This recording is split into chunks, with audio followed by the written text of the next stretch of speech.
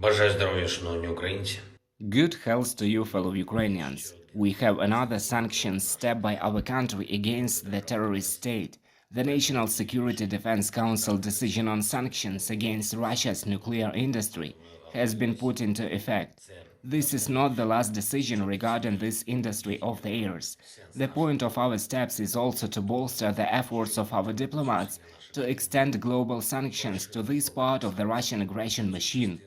Russia is the only country in the world that allows its military to shell nuclear power plants and use nuclear power plants as a cover for shelling. Russian missiles have repeatedly followed trajectories over Ukraine's nuclear facilities. The terrorist state uses the nuclear industry as one of the elements of foreign expansion to put pressure on other states, to create respective threats to the sovereignty of other states. All of these are sufficient reasons for Russia's nuclear industry to be subject to global sanctions, and we are working on this with our partners. We also continue our diplomatic marathon to prevent the Kremlin from using world sports at the Olympic movement for its propaganda. Representatives of a terrorist state should have no place at the Olympics and international tournaments.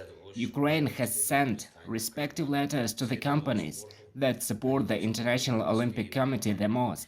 There are large international companies that are definitely interested in ensuring that their reputation and support are not used for war propaganda. We have already begun preparing for the events of the coming week, which could become quite significant. We are preparing decisions and negotiations that should strengthen our warriors, provide Ukraine with more international support and more weapons. Both public and non-public formats of work are planned. I would like to express my special gratitude to those involved in the recovery from the power accident in the Odessa region. Restoration works are ongoing around the clock. As of February 5th, hundreds of thousands of people in the Odessa region are without electricity supply. And of course, before the Russian terror, there were no such problems with electricity in Odessa and other regions of our country. Now extraordinary efforts are needed to ensure the normal operation of the energy system. I am grateful to the power engineers, repairmen, officials, each and every one who is working to restore normal technical capabilities of electricity supply and to preserve our generation. By the way, we have reached some important agreements with our partners regarding our energy sector. In particular, the European Union is willing to support Ukraine with electricity supplies. I thank our partners for this. We are also stepping up cooperation in the supply of energy equipment. We also have extremely successful examples of energy-saving initiatives. For example, just this week alone, people have already received the first million of LED lamps in exchange for energy-consuming incandescent lamps.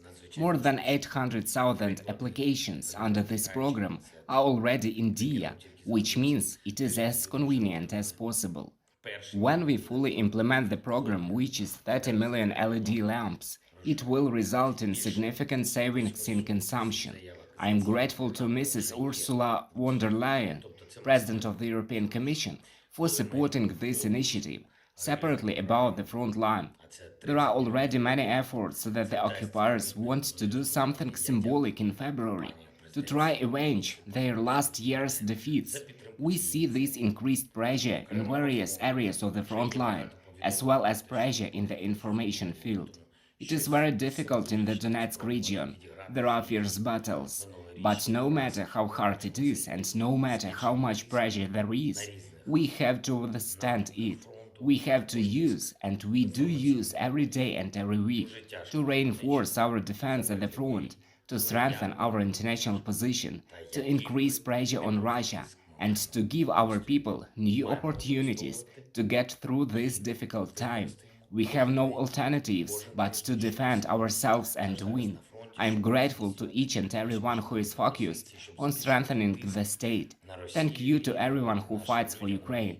Thank you to everyone who helps our state. Glory to Ukraine.